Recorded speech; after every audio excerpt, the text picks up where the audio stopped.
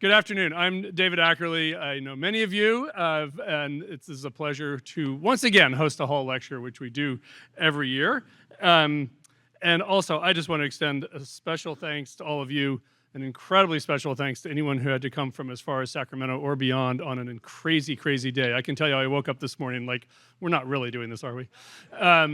Also, but just as you know, anytime you invite active public servants, especially on the political side, of course, anything could happen, and they're like, oh, sorry, we can't make it. Now, what we did want to make sure, though, is that we didn't have a fire that would interrupt this event. So we did arrange for the weather to ensure that no fires would interrupt today's panel, and we're in good shape.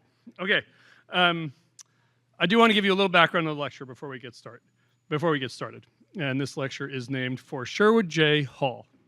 And Sherwood Hall acquired his Bachelor of Science in Forestry from New York State University, Syracuse in 1920. He then entered the forestry profession as a consultant in the South for the James D. Lacey Company, and in 1931 formed Forest Managers, Inc., where he both managed forests and advised other forest land owners. One of his clients was J.C. Penney, whom he aided in sculpting barren land into a forested home for a retirement center. Hall played a major role in the development of industrial forestry in the South before moving to the West in 1948, where he was one of the first to recognize the potential of the West Coast's young growth timber stands. Hall and two partners acquired a 27,000-acre cut-over redwood tract, establishing the Gualala Redwoods Company. The company quickly emerged as a leader in the industrial management of young growth redwood land, practicing sustained yield forestry. Upon his death in 1968, his widow, Mrs. Desi Hall, moved to create the Forest Economics Foundation to advance the understanding and practice of sound economic principles among forestry students. Later that year, she established the S.J. Hall Lectureship in Industrial Forestry and the S.J. Hall Chair in Forest Economics here at UC Berkeley. Matthew Potts is the current S.J. Hall Chair in Forest Economics. And Matthew, where are you? Over there in the corner. Thank you for being here. And you all know who's here. There's a lot of the faculty here, a lot of students, as well as alumni and guests, and thank you all.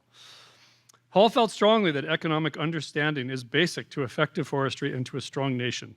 And it is in keeping with that sentiment that we hold this annual lecture. Berkeley will be able to hold this annual event and continue to support our world-renowned programs in perpetuity, thanks to the generosity of Desi Hall. And I would like to welcome and recognize members of the Hall family who have made it their tradition to participate in this event. Desi's daughter, Susan Hall, is with us this evening, and Desi's grandson, David Hall, and his wife, Terry, are with us. And David just told me that their sister lives in Reno, and Donner Summit is a little dicey today, so. The Hall family are faithful participants, and it's become a wonderful tradition to have them join us every fall. So now, after all that, I get to introduce the introducer. Actually, not just the introducer, the moderator. So I will introduce Chris, who will then introduce our panel. Chris Anthony is a strategic wildfire advisor who seeks to connect innovative technologies to the wildfire community to protect lives, communities, ensure resilient landscapes, and end the impacts of the wildfires that we've been facing. He's not alone in this task, as you all know. He is a former Chief Deputy Director of CAL FIRE, served as a governor appointee, overseeing many aspects of CAL FIRE's fire protection, resource management, support, and administrative functions as Chief Deputy. Now, this intro keeps going. And I'm really, first of all, very appreciative because we do our homework around here. But you all want to hear from them. So Chris gave me permission to cut to the chase, which is the most important thing. He is a registered professional forester, a retired California peace officer. Most importantly, he earned his Bachelor of Science in Forestry from Berkeley, right there in Mulford Hall, where he also first met CAL FIRE representatives who were down visiting campus, and the rest is history, as they say. He also studied resource management at the University of British Columbia in Vancouver. So with that, I'm really super pleased, and Chris, I will say, in addition to all of that, he's an incredible friend of Berkeley, of the program, and I've just value him personally as a friend enormously. It's meant a lot to me as a dean in the last several years. So with that, I will pass it to Chris and the panel. Thank you.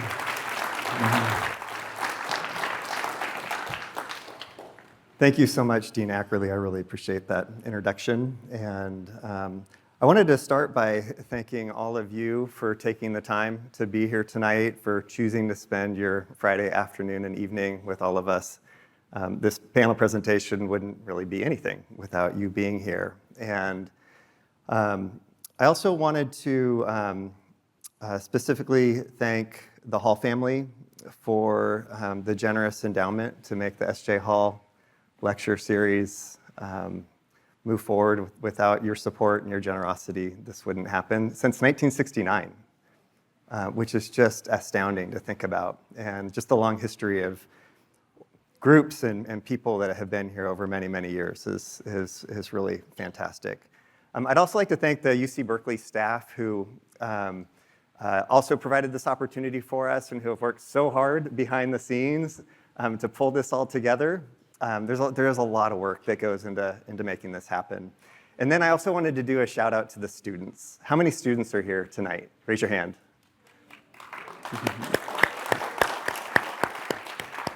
There are so many other things you could be doing on a Friday night in Berkeley during big game weekend. So I super appreciate that. And one of the things that we talked a lot about as a group leading into tonight was this group of panelists is hyper aware of the actions that they take as leaders and how that lays a foundation for what you're going to inherit.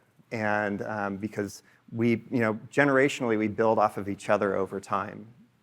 And it was something that we really thought a lot about coming into this. And I just want you to know that because, and I'll talk a little bit about this later, but we all have a lot more career behind us than we do ahead of us, and you really are the future of resource management, forestry, wildfire resilience in California.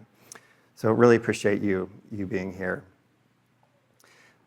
We have a lot of really major wildfire challenges ahead of us, and I don't think it's too much to call it a wildfire crisis. And when I look around the room tonight, I see partners from leaders from other public agencies, private companies, startups. I see investors. I see funders. I see non-governmental organizations. I see tribal partners. And it's almost been this exponential rise in a very short amount of time of the number of partners that have come into this ecosystem to help us solve this really, really big challenge that we have ahead of us. And when I was looking through the list of the attendees that were going to be here tonight, and unfortunately many that were not able to make it due to the weather, I'm just always astounded by how many people are coming into this space, because that's what it's going to take for us to be successful moving forward. So I'd like to thank all of you for taking that time to be here. We have this really painful duality with wildfire. On one hand, we need a lot more fire. But on the other hand, we don't need the kind of fire that we're seeing right now, the high severity and the high intensity fire on the landscape. And so it's this very interesting relationship that we have with fire. And I fundamentally believe that good fire and beneficial fire is going to be one of the key tools that we have to actually turn and stem that tide with what we're seeing right now with the impacts of wildfires, not only in landscapes, but the impacts on communities as well. So I'm really excited about this panel presentation. I'm going to stop talking and I'm going to start asking the questions. What we're going to do is I'm going to ask some questions of the panelists, and then we're going to leave some time for Q&A from the audience. But before we start, I'd love for the panelists to be able to introduce themselves to you. And we'll start with Jennifer Eberlein. Great, thanks so much. Hello, everybody. As Chris said, I'm Jennifer Eberlein. I'm the Regional Forester for the Pacific Southwest region of the Forest Service, and that includes California, Hawaii, and the U.S.-affiliated Pacific Islands. So I've been in my position about 3.5 years or so. Came in July of 2021, and I was talking with Dean Ackerley, and he says, "Oh, just coming out of COVID," and just going into Caldor and Dixie, and so that's what I really remember about 2021. So certainly has that etched in my heart. On many things. But I have been living in California for the past 10 years. I was Deputy Regional Forester here and working for Randy Moore, who is now our Chief of the Forest Service who is in my position, and I inherited my position currently from him. So talk about building off of the shoulders of others. Definitely have that, and that's always in my mind frame as well. So I will admit this to all of you, I am not a forester. My background and my formal training and how I got into public land management was archaeology.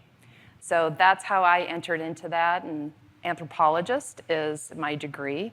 But also I've moved around, learned a lot, and I have this title as well as the big job, as well as the concern, love for our forest health and our forest management. So with that, pass it on to Joe. Well, thank you, Jen. I was mentioning to Jen that I didn't know if I was going to be able to do this sitting down, but I'm afraid that if I stand up, I am going to fall off the stage. So good evening, everyone. My name is Joe Tyler. I am the Director and Fire Chief of CAL FIRE. I am a governor's appointee. I was appointed as the Director of the California Department of Forestry and Fire Protection, known as CAL FIRE, on March 4th of 2022. Now, officially, I became the director on March 27th of 2022 because they forgot to swear me in.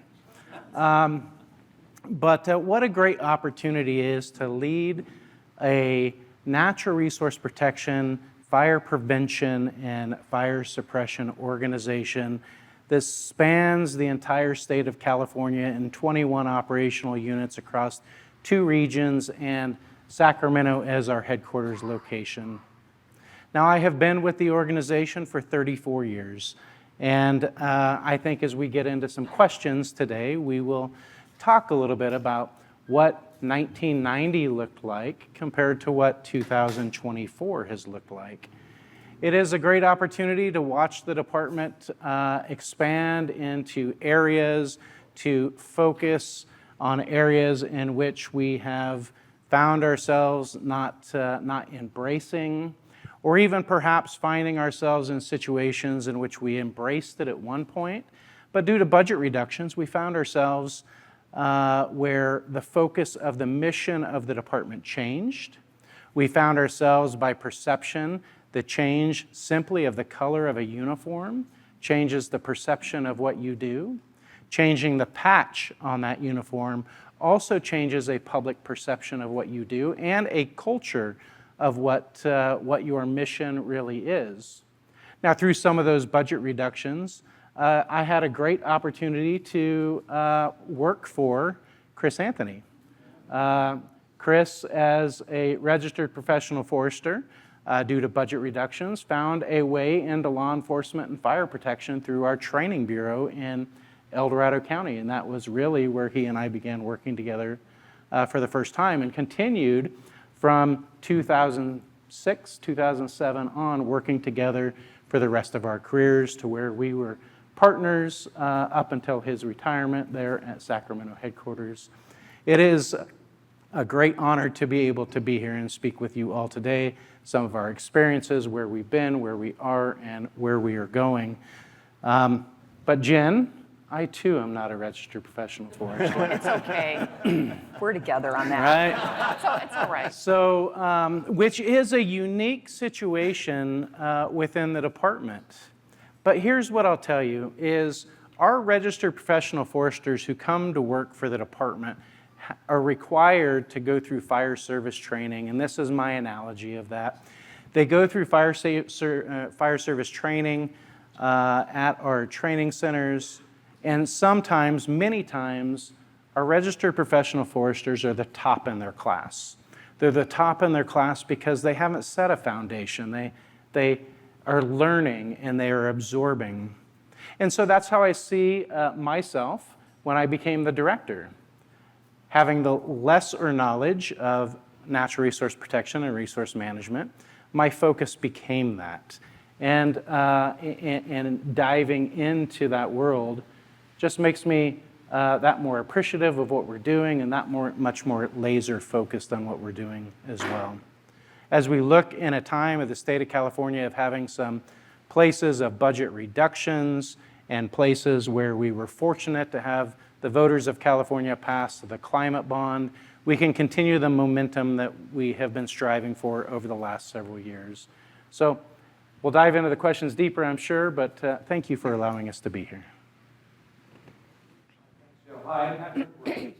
I'm director of the government's Wildfire and Forest Resilience Task Force, which I know is now full. But basically our job, my job, is to try to help align the efforts of federal, state, local, tribal, and private efforts as we try to take on this wildfire crisis. And to try to deal with agencies who are all caught in their own cultures and their own mandates and their own organizations to try to see if we can get them all moving forward together. My background is also a little different. I'm also not a forester. I actually graduated from Berkeley's Graduate School of Public Policy, now the Goldman School. So I've always sort of been motivated from more of a public policy perspective, as we'll talk about.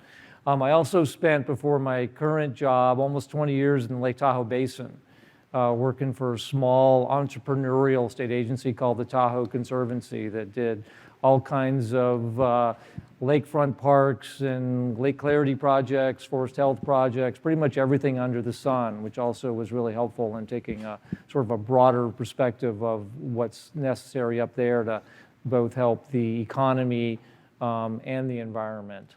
And before that, I was back in Sacramento. I was an appointee of Governor Gray Davis, running a big, large consortium of water agencies known as the Cal-Fed Bay Delta Program. So I had a lot of experience in trying to both referee and coordinate a lot of different agencies who have a role in water. So it's been a fun ride. Not very many people have spent their entire career focused on interagency coordination. It was not something I aspired to as a student at GSPP, but that's been my fate, I guess, is to try to get beyond the sort of individual mandates and cultures of individual agencies and really try to see if we can work across agencies to get things done, particularly in a world like today where we're trying to deal with forest health and ecosystem restoration and climate and economic development all at the same time. It's a great challenge, but it's also very exciting every day to sort of be in the front lines of that. So very honored also to be here. Thank you, Chris. Awesome.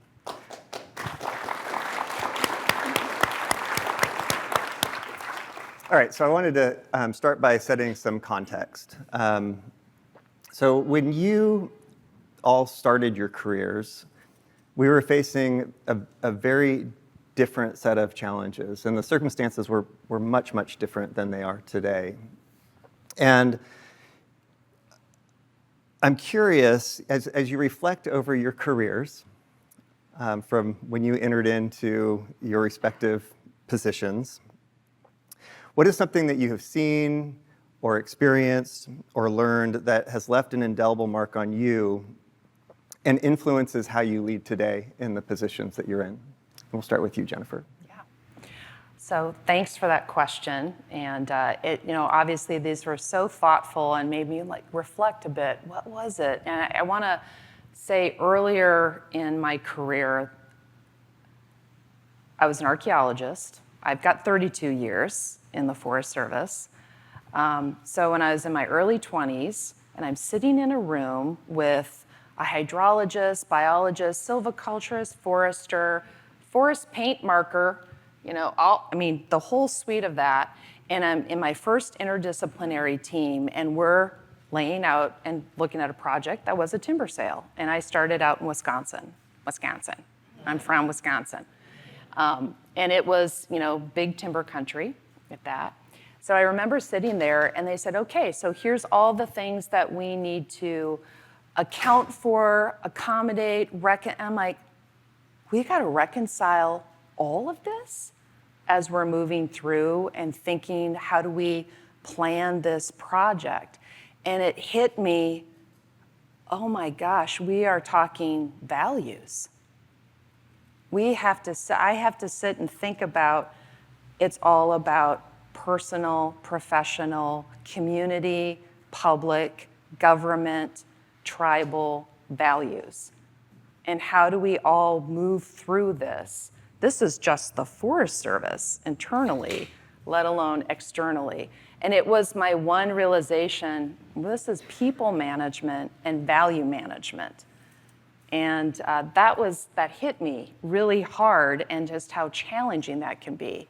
So as I move through my career, that's when I'm always like, what's the value that we're really here? How do we talk about that with people? Where's that beautiful Venn diagram of economy, ecology, social issues, all of that merging together, and where's that lovely sweet spot where it overlaps? And so that's when I realized you have to bring everyone into this, because everybody sees themselves in it in some way. And then also I was like, we have so much common ground. That was my other realization as we move through this. Many times we're 80–85% in agreement, and we end up sitting there haggling over the 15 to 20%. Don't get me wrong, that's got high value for some people or groups, but we tend to forget how much we have in common, and how much our value systems and what we really care about is so similar. That was my biggie. Thank you. Yeah. Chief Tyler. So I started my career, born and raised in Redding, California. My career started in the community of Bernie in eastern Shasta County. And Bernie is really made up of a logging community, a community that was thriving on mills, and that was their economy. I spent my first 5 years in Bernie of entering into the Department of Forestry and Fire Protection, and just in that 5 years, you began to see a decline of the economy in the community due to changes in the environment, in the mills that were in that community. Now, shortly thereafter, I left that position and I moved to Southern California, and looking for a culture change, something different, something I had never experienced, and went to work for the department, staying with the department in Palm Springs. I worked in Palm Springs for 2 years, in fact, more specifically in Palm Desert, before I thought I was going to eventually make my way back to Bernie, or back to Redding. But I stopped in El Dorado County, and I stopped in El Dorado County in 1997, where I spent the next 17 years of my career.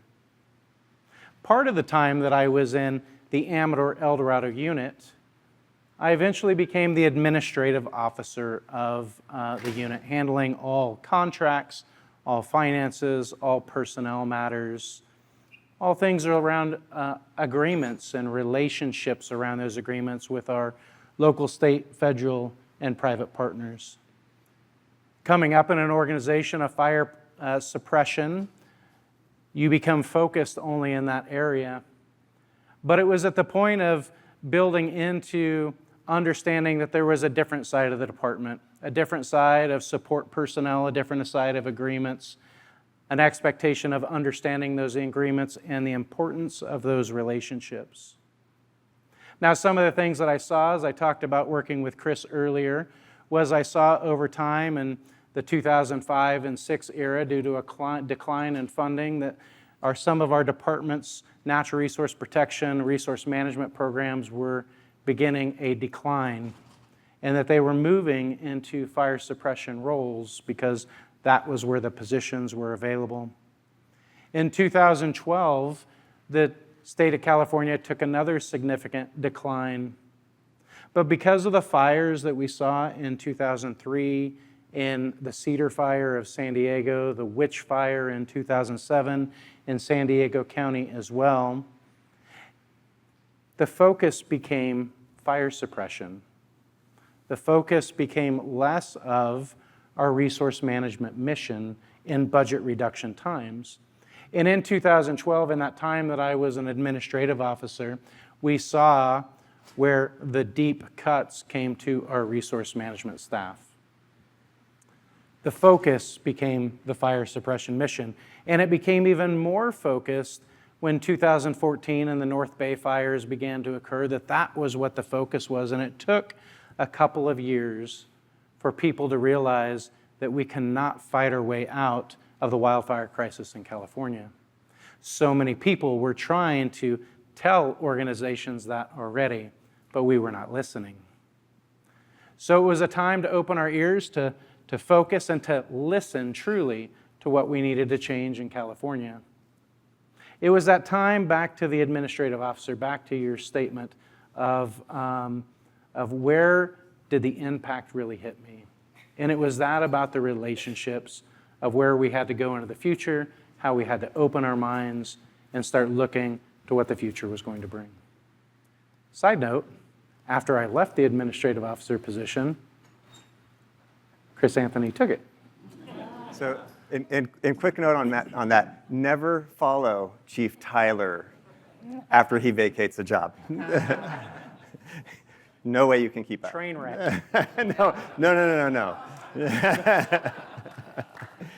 It takes two of anyone else to do what he does. So, Patrick. So I started my career a little differently. I started, again, following public policy graduate school here at Berkeley. I went to work for US EPA in San Francisco. So I was a regulator for several years and quickly sort of figured out sort of the culture and how things work there.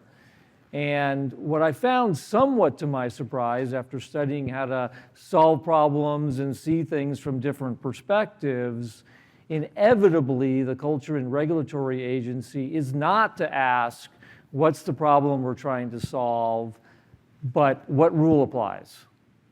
Whether it's a permit, enforcement action, or whatever, and you just get sucked into that culture because almost everything you do is getting litigated. So there's safety in the rule. There's safety in the regulation.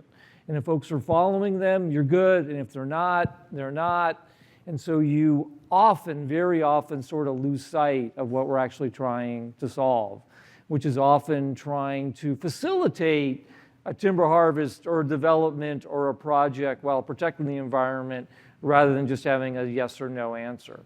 So I found, partly because of my training actually at GSBP, I rose very quickly through the system because my manager saw I was one of the few people who would brief them not on, you need to do this, this, and this, and if you want to water down my pure recommendation, fine, but that's the way the rules say we ought to go.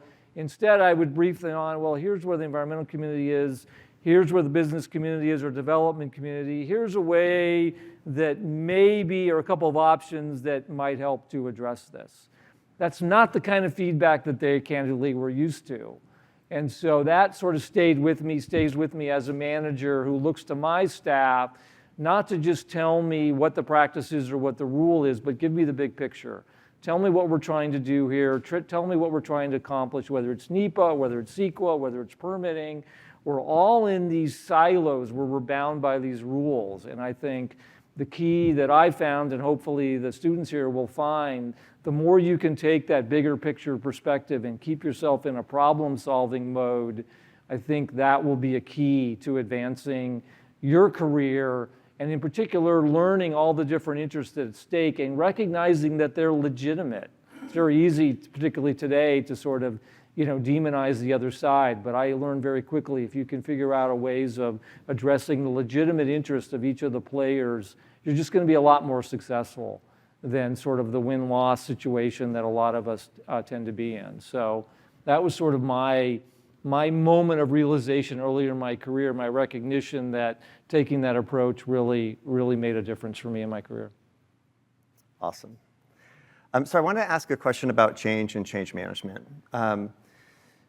So in order for organizations to be successful, they have to be able to adapt to change. And I think we all agree that change has happened really quickly in a very short amount of time. And we are all trying to adapt to that. My question for you is, how do you see your organizations adapting to address these changes that we're seeing? And what are some of the biggest barriers and gaps that need to be overcome to be successful? And so that's a question that I have for Jennifer and Joe. And then for Patrick, in addition to that, I was curious to hear from you what you've seen in terms of the changes within just the forestry profession itself over time as well. Jennifer. Want me? Okay. So how this agency, Forest Service, is adapting to it, I think it's really, over the past few years, we've really been leaning into our wildfire crisis strategy. And it's across the country, primarily in the West, but it's that recognition through science, through experience, through listening to our public, through witnessing what's happening on our landscapes and in our communities, that we are in a crisis situation, as we've mentioned up here. And so how do we operate differently? You know, Patrick was saying we get so locked into how we've always done business. And there's incremental changes, but what is it to really meet the crisis strategy or crisis we have right now? So as an agency, I'll get money, you know, from the federal government, from all of you. Thank you, taxpayers, right? That's where that's money, appropriated dollars coming. And I have to decide, how do I allocate those funds out? There are 18 national forests in California. So how do you put that out there? And many times we'll look at those great projects that managers, that the public, that communities, that partners say, this is what needs to happen. And they're wonderful. And they're happening all over the place. But when you look collectively, how do you really make a difference on a landscape? And sometimes all those 1,000 projects aren't adding up to a real collective difference in one location. So instead of, you can call it spreading the peanut butter, if you will, we're chunking it up. So we really took funding from bipartisan infrastructure law and Inflation Reduction Act primarily that was designated to do this type of work, forest fuels reduction and wildfire risk reduction, and concentrate the funding in certain high-risk areas. So we purposely put that. Now, what does that mean? That can mean some people will feel like, why not me? I mean, the whole state of California is at risk, isn't it? So how are you making those judgments, and where are you putting that money, and then what does it look like to move faster?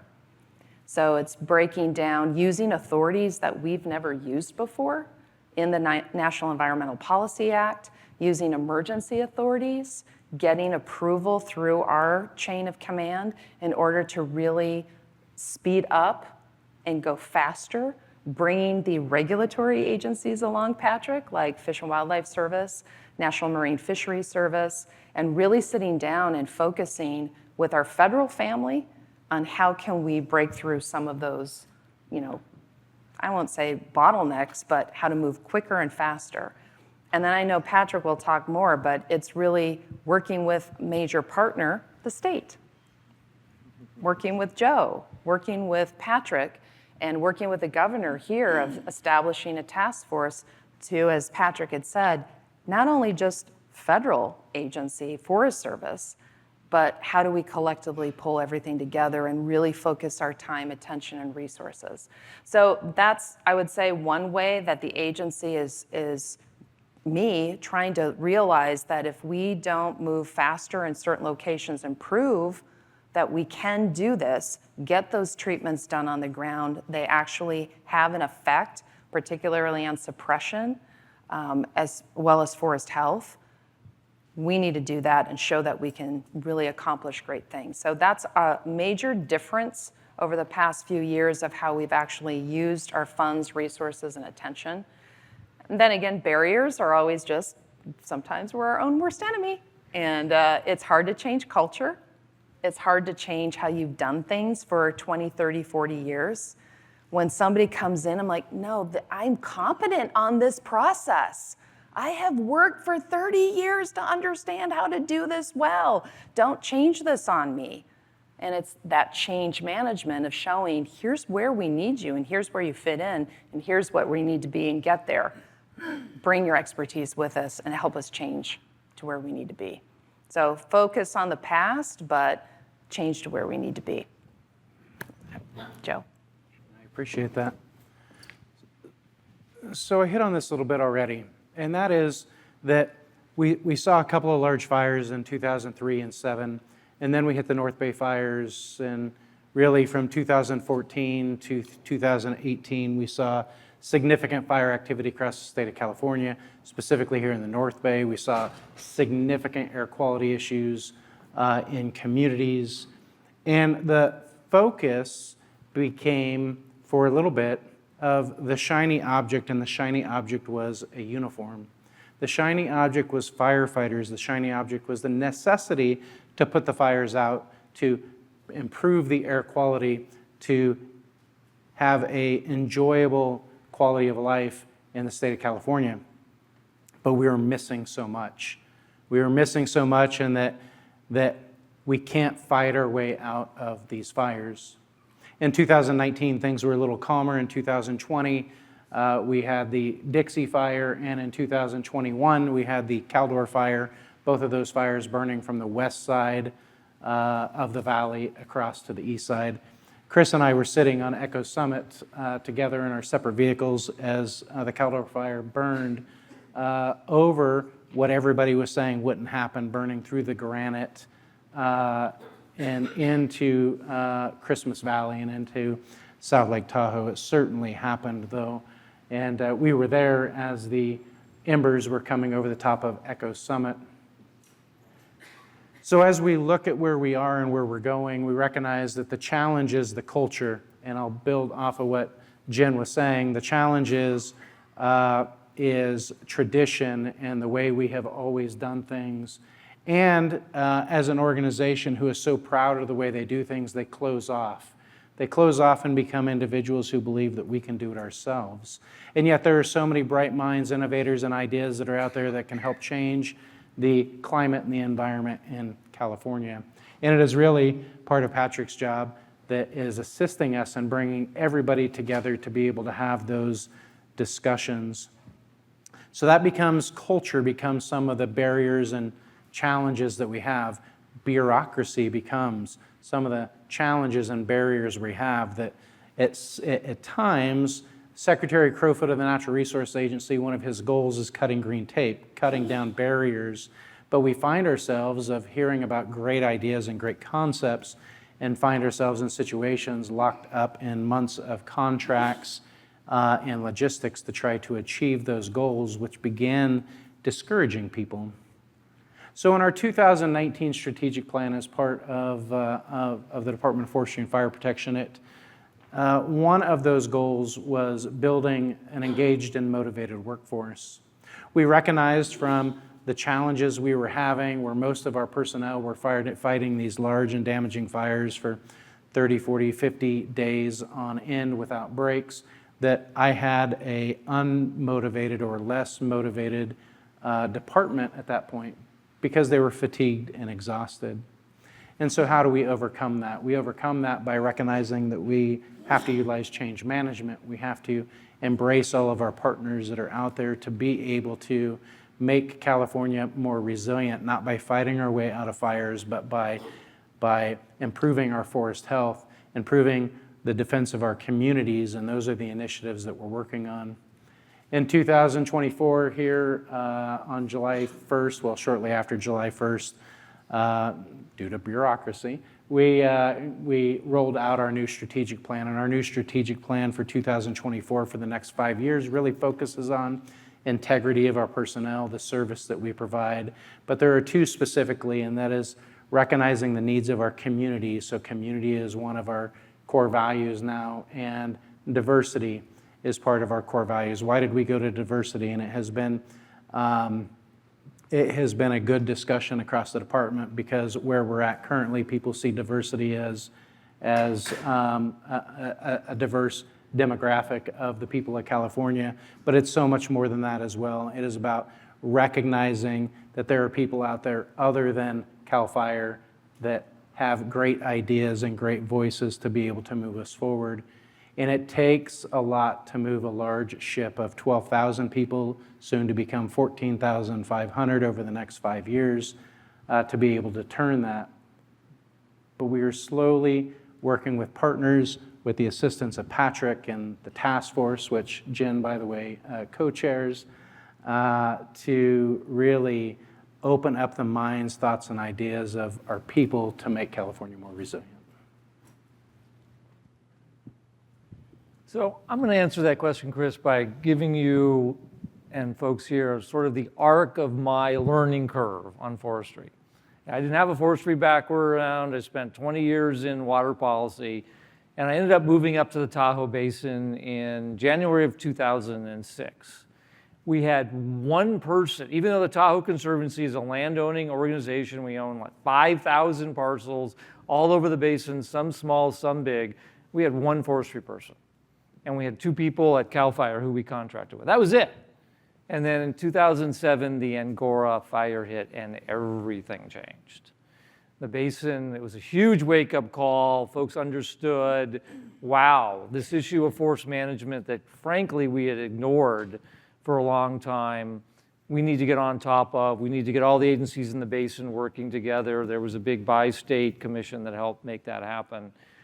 And we made a lot of progress in the early years. Chris was part of that. He was CAL FIRE's lead in the basin at the time. And we did what you'd think you would do. You have a big fire and you have a wake-up call. And so we mapped the basin, where are all the high-risk neighborhoods, which it turns out is most of them in Tahoe. And we went one by one and we started treating them. And we made good progress. And then about 5 or 6 years later, we looked up and we started asking ourselves, we're never going to get this done, project by project. And we had people like Senator Feinstein's staff saying, hey, we're going back to you year after year after year. When can we say the basin is safe? It's going to be 20 years. That just isn't going to work. And so a group of us got together, Forest Service people, CAL FIRE people, and the Conservancy people, and said, we got to start going big. And this was early, before large landscape was a big thing, but we launched this big, large landscape project that came to be known as Lake Tahoe West, which by today's standards is still pretty small, 60,000 acres between Emerald Bay, Tahoe City, and Palisades. And we got all the agencies together and we said, we need to tackle this entire landscape at once and just do it well. And so we started down that path, and a couple of the agency's leaders gave the agencies some pretty strong directive. Get out of your silos, get out of your, let's just vision. What do we want this landscape to look like 10 and 20 years? Then we'll apply our treatments and our cultures and all that. And we were off to a good start. But then, not too far into the process, when it came time to budget, staff came to me and said, we need to dedicate several $100,000 to bring in some consultants to figure out how to do mitigation for the work we're doing, mitigation on sensitive species, water quality, whatever. And I said, wait a minute, time out. Why are we doing that?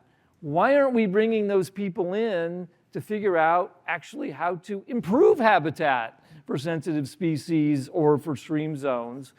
But it just wasn't the culture. The culture was you have single agency projects that have impacts and you mitigate them.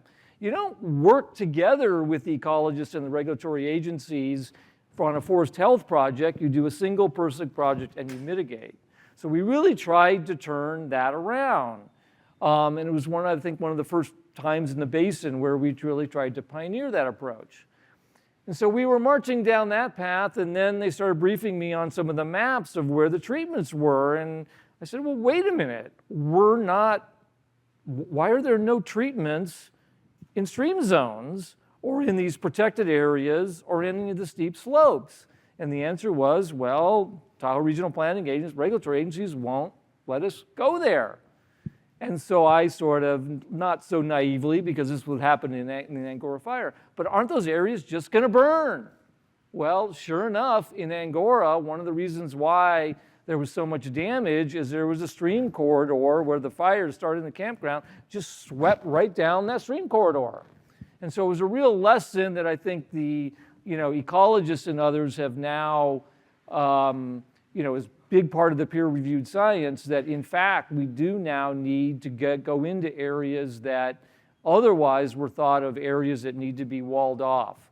And so I learned a tremendous amount in that project about what I would call sort of the old world of forest health and forest work, where you do a single agency, single purpose project and you mitigate, and the new world we're trying to pioneer, and both of my colleagues here pioneered, which is doing holistic forest health projects, where you go in and yes, you're trying to reduce fire risk, but you're also trying to improve biodiversity, store carbon, improve water quality, a whole range of things. So that's really the trend that we're pushing. And I would say, Chris, it's the sort of the #1 difference from the old school that I saw early when I started and the new school.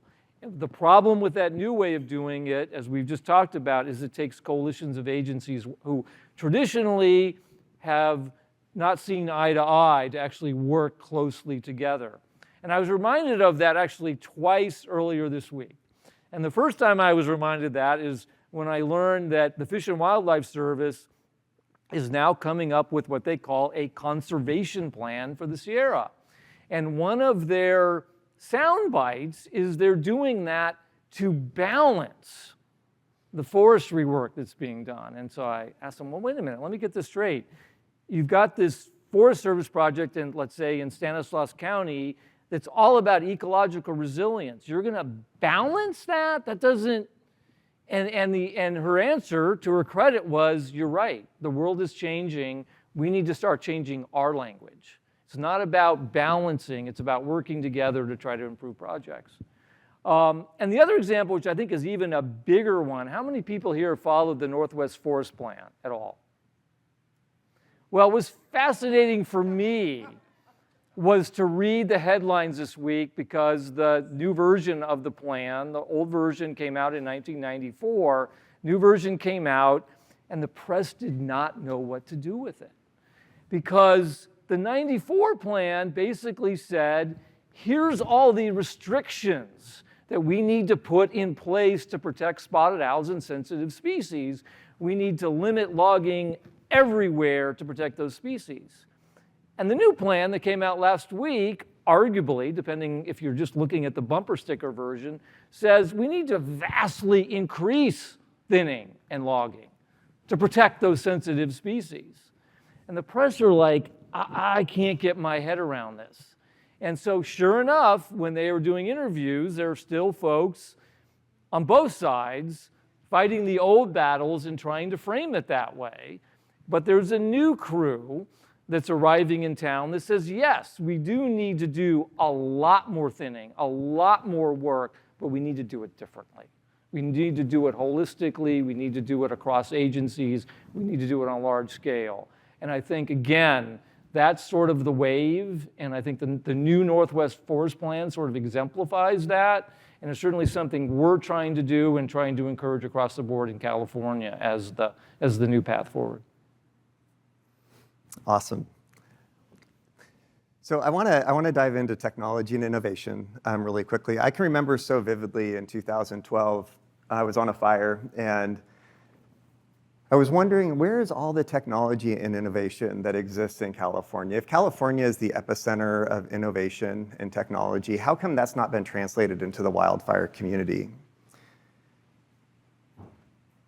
Fast forward 2017, 2018, I think that really caught a lot of people's attention in California, and a lot of innovators that are well outside of the wildfire space that haven't come through, whether they're not foresters, they're not wildland firefighters, they're not in the fire service. But then also we saw a shift in the way that, not only the way that fires were burning in California, but the way fires were burning in the Western United States, in Canada, in Chile, in Australia, in Portugal. And it really has become a global problem that's going to require a global solution. And things have happened, the change has happened fast, like I mentioned. And so my question around technology and innovation is, we have philanthropic organizations that are de-risking technologies. We have venture capital and private equity that's starting to come in. We have a group of entrepreneurs and people who I see as very mission-driven and oriented that are bringing solutions into this space. And my question for you is, how do you think about this space, and how do organizations work to embrace and deploy these new technologies in a way that is going to be meaningful, and also understanding that sometimes the pace of technology and innovation moves faster than the government process to be able to ingest that. And I'm just so curious to kind of hear what your perspectives are, on this space with technology and innovation, how that can help drive us further, faster. Can I start? Please. All right. So I think you really hit one of the things that is always so challenging is, gee, you think you're cutting edge and it's 30 seconds, okay? And then you're just like, oh my gosh, we're blown away, and the next year I see something that comes up, modeling. Even just fire modeling has become so much more sophisticated with the level of data, the frameworks that were around, being able to use that in real time, satellite imagery. I mean, I'm even old school here, guys. I'm not using the right words even for some of this. But being able to see that alone and how to capitalize on that in order to have real-time information and data, to be able to really understand where you're at right now when you have to make those really hard decisions on the ground, in the moment. And I'm thinking about wildfire suppression overall and those emergency management, even flood events. How do you get that type of information really quickly? And there's so much that's happening in that I honestly, I can't keep up. I don't keep up on that. We look for our partners. We have our own internal, Forest Service technology team that's looking at all of that, but really relying on the innovation within the government, but a lot of times outside of the government to be able to have that. I will just say cybersecurity is also another, not a barrier, but something that we really have to pay attention to as well.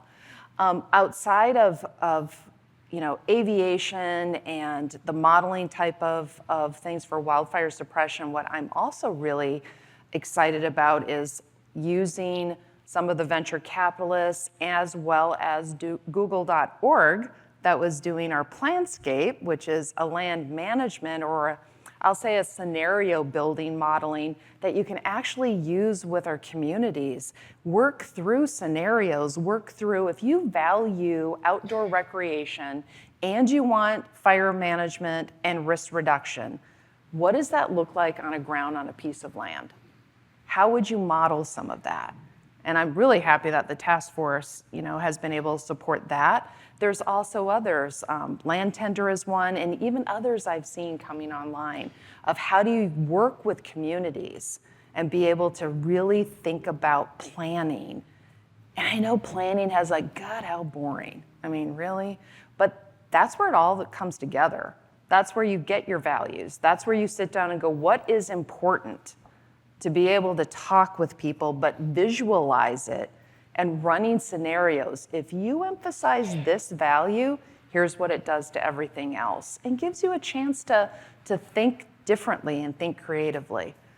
And then on the environmental regulation side, or at least planning, we have so much experience on environmental compliance, and if you're a NEPA geek, tell you this right now, an environmental impact statement, an environmental assessment, categorical exclusions.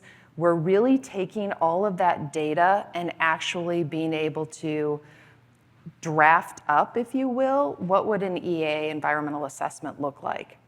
We're mining all of the data and using some programs, pop in, what are their threatened and endangered species? What does the recreation look like here? What's the trail system? And actually preloading a lot of that. Don't get me wrong, you still have to have public involvement, you still have to have your specialists, you still have to have that land management, but being able to move faster and not create a 100-page document when actually you only need 25 to really get that. We're human, we make mistakes, but how can we use our technology to kind of preload that and then just be able to move faster and quicker? So that's what I'd add to it. I love this space. And it takes the minds of individuals to embrace technology, to try to break ourselves out of the norm. Because where we came from was a fire service mentality of incident management teams who said, the public, you will get the information when I give you the information. We will provide you information twice a day, once at 6 o'clock in the morning and one at 6 o'clock at night, and that's what you need to know. That's horrible for me to have to say that, but that's the way it was. We find ourselves in situations where as we continue our path forward, we recognize that you have to, again, open your mind and you have to open up for your thoughts and ideas. And where we embrace things like that is we recognize over time that, okay, we're going to start moving from paper maps to ArcGIS. We're going to find ourselves in situations where we are slowly going to adapt. I'll give you an example about aviation. The Cedar Fire in 2003 occurred. There was a Blue Ribbon Commission report after that said CAL FIRE needed to replace its helicopters. It took from 2003 to 2016 for that to actually start occurring. Today, we have 13 of 16 Black Hawk helicopters replacing Vietnam-era helicopters. Not only are they now capable of flying in a better mission profile, but also can fly 24 hours a day. But prior to that, I'll give you some examples of where technology has really allowed us to move forward. In 2015-16, I was told to meet at a restaurant called Fox and Goose in Sacramento.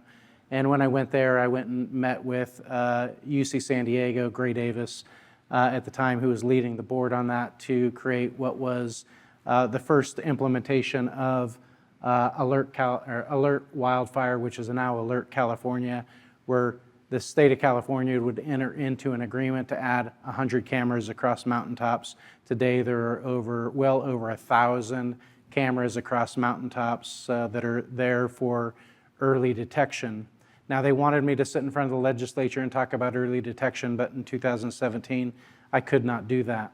I could say that they were validation tools because artificial intelligence wasn't an option to create real-time detection of those incidents. It has come so far between all the investors of mountaintop cameras that are available to the public to be able to now utilize that, where I was just mentioning last week, I think it was 177 fires in the pilot period were caught before the first 911 caller, and several of those fires had an emergency response apparatus at scene before any 911 call occurred.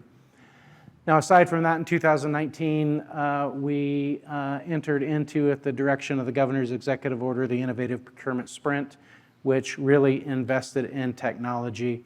That got us to a place of a company called TechnoSilva to build out a wildfire analyst that we're still using to this day for mapping and bringing in different sources of real-time data.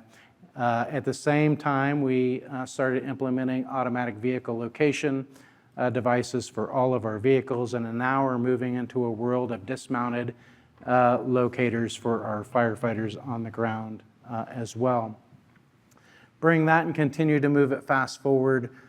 We find ourselves in situations where we recognize we have a large fleet of aerial firefighting aircraft, but we wanted to improve their capabilities, and we continue to improve upon that.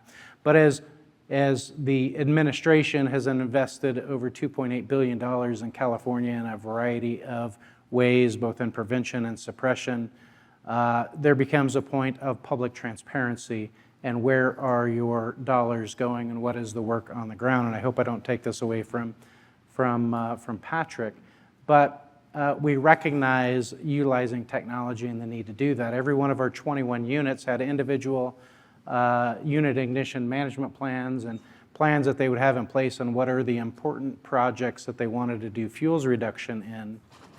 Well, everybody was doing their own projects that they felt were important to them within their individuals' jurisdictions, not knowing what my federal partners were doing on one side, what my tribal partners were doing on another side, and what my federal partners were doing adjacent to that. And so being able to implement from the last task force meeting the interagency treatment tracker, which is an available tool, a use of technology. So all of our agencies coming together can start seeing where the fuels reduction projects are on the ground and how we can stitch those together and use cross-boundary funding to be able to accomplish that. And then we rolled out a fuels treatment effectiveness program as well that you can see publicly, that can show where fuels treatments on the ground are either stopping, turning, or slowing the spread of catastrophic wildfires, trying to become more transparent to the public. But it isn't all just about technology, it goes back to relationships. And so we see things like the relationships of Senator Dodd implementing SB 109, which is a Wildfire Research and Development, Office of Wildfire Research and Development. I'll be honest with you, when I came to Sacramento in 2014, it was a program for CAL FIRE. It was a collateral program. Hey, you take it on because you don't have enough workload. And it never got off the ground. This is an opportunity for it to get off the ground. Senator Dodd implemented SB 209, which is the Wildfire Threat Intelligence Integration Center, where it brings data statewide for it to be used. It is a public website off of the Cal OES website to be able to see products that are coming out of that as well. But again, it comes back, as I said a minute ago, it comes back to relationships. I could put technology aside, and if I don't have the relationships of all those partners and all of you in the room, we're never going to be successful. So, yeah, technology continues. Thank you. Yes, you may. Oh, good. So, one thing I wanted to also say is if you're in my office or working with partners, one of the biggest things I say is, what do we do with all the wood? And if any of you have ideas, I'm open to this. What do we do with all that wood? Our mills, they're many times full. They're making their own business. So one thing that we're really trying to expand in the Forest Service is wood innovation. How do you use all that biomass? What's nanotechnology look like? How do you use biochar? What are some of those ways that CLT, cross-laminated timber, we have got to find different ways, certainly still supplying the good lumber that we need, energy resources, is it pellets, is it, what does that look like? But every year, we just had some grants that went out, we really try to get what are some wood innovation grants, what are some wood opportunities, because we have got to find a place to put all of that as we're doing our thinnings, we're doing our fuels reduction. They're sitting out in piles in many places because I don't have any other place to put them. And then they will be burned up, and many times too, either through a prescribed fire or pile burning, just to remove them off the landscape. But what's other ways? So I'll leave that out there too. That's always in the back of my mind. Help me figure out what to do with the wood. Well, I think as Jennifer and Joe both said, I think the way that we're approaching technology primarily is not to do what some folks have advocated, which is, and I can't tell you the number of people have said, well, why don't you just map the state, figure out where the high priority areas are and treat them? What's the big deal? Well, it's obviously, hopefully to you, a lot more complicated than that, because we have this very decentralized system in California where we've got resource conservation districts, we've got state parks, we've got CAL FIRE units, we've got Forest Service units, we've got counties, we've got cities, all doing different projects with varying levels of capacity. And so what we're trying to do is try to figure out how do we use technology and new tools to enable that incredible diversity of interest to scale up fast and go big. And so, again, sort of back in my Tahoe days, and I witnessed this in a couple of areas in El Dorado County, folks would submit a grant application and spend, if they got it, spend a couple of years assessing the health of their forest. Then they would get another grant application to say, and again, hopefully get it awarded, to develop a stakeholder group who then could develop a vision for that forest. And then they would go for a planning grant for another couple of years to develop a plan for that forest, and if that was successful, yet another couple of years to develop projects.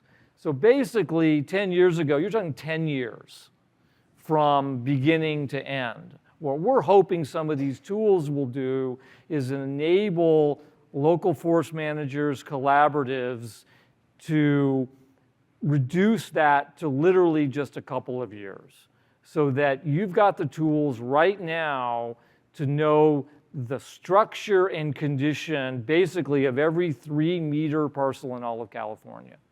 From a water perspective, a health perspective, a density perspective, a biodiversity perspective, a carbon perspective. That's incredibly powerful. And so we're developing these tools, we call them regional resource kits, that include the tracking system that we can give for free, open source for these groups to basically instantly assess the health of their forest. And then on top of that, as Jennifer said, to take that information and put it in what we call decision support systems to evaluate trade-offs and scenarios. So if you're in the east side of the Sierra and you care most about recreation and open space and not so much timber harvest, great, here's areas where you should be focused. Somewhere else, you're focused more on water and carbon. You can plug that in. All of these tools are servicing our attempt to try to enable folks to go faster. And hopefully by designing it that way as a toolkit, every 6 months or every year, as the tools get sharper, people can take advantage of that, rather than picking a system and locking it in, as agencies are very well known for. And candidly, is the way we did things in natural resource management 10 years ago. We had a spatial system that everybody was expected to use. It quickly got dated, et cetera. So we're hoping to have a much more dynamic set of tools that we're constantly updating, constantly keeping in an open source free format so folks around the state can scale up. That to us is really the key to how we make technology work. Awesome. So we have about 25 minutes left. And so I want to ask one quick question before we turn it over to the audience. And that is, so each of you inherited a process or a platform or a foundation from your predecessors. And so obviously when you step into a new role and you've had someone that has led before you, you have to work within that, but then you're also developing your own vision, including the legacy that you want to leave as you move on. And when I think about like who's in the room and who's going to inherit that legacy, what I wanted to ask you is, what legacy or what vision do you want to leave the next generation as you hand that baton on to the next generation? Oh boy.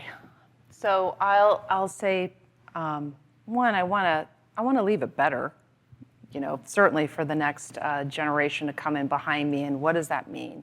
I'd like to have the land, certainly in a better condition.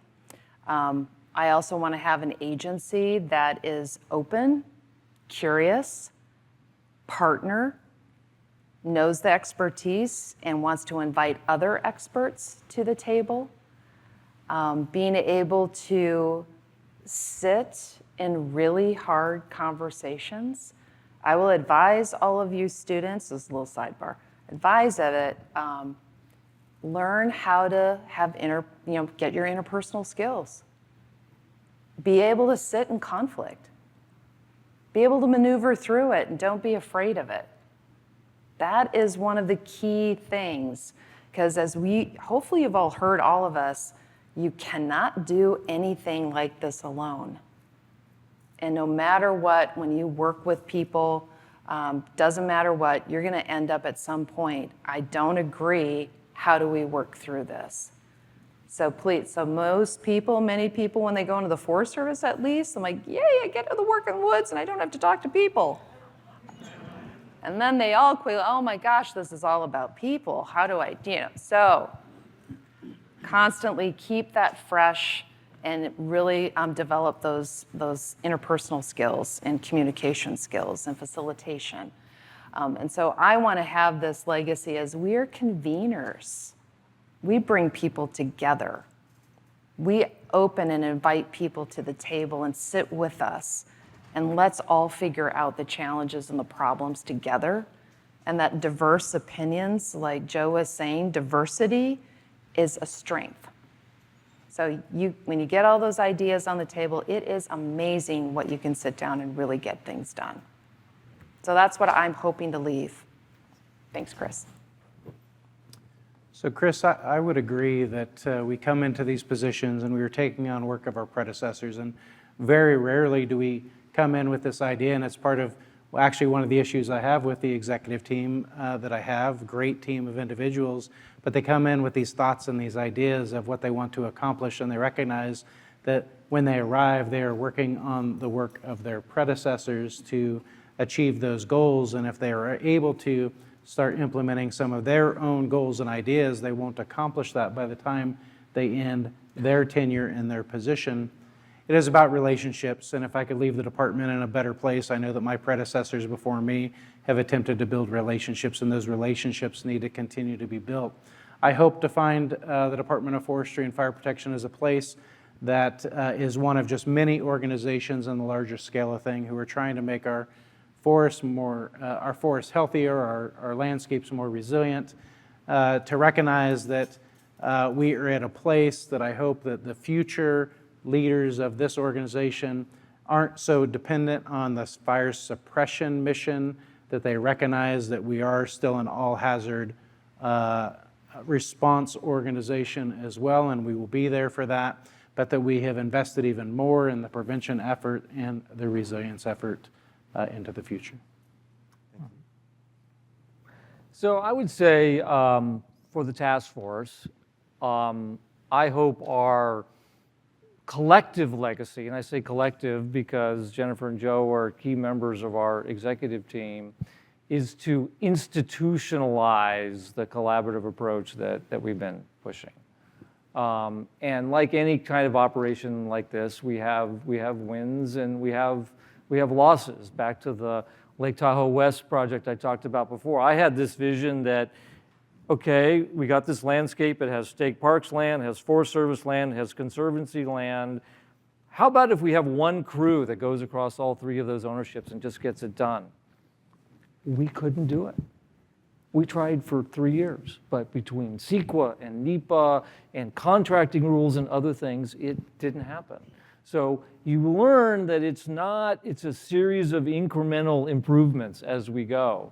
And I try to remind myself of that. But I think a lot of it is just, again, sort of the culture and the silos that government agencies inevitably get themselves in.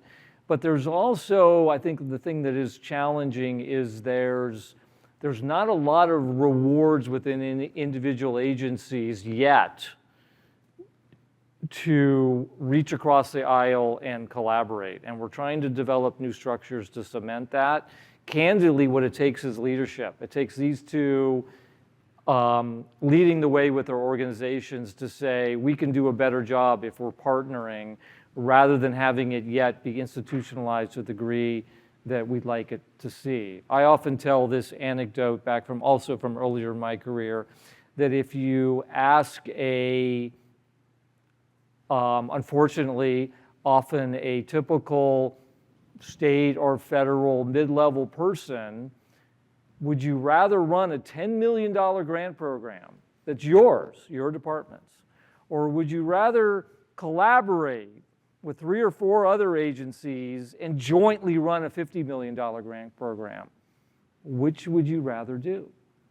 Well, in too many cases, it's the first, because it's about control and it's about safety and it's about, the rules and regs. And so I'm hoping for a world where a more collaborative interagency approaches will become routine, standardized, and not the exception. And I think we're well on our way.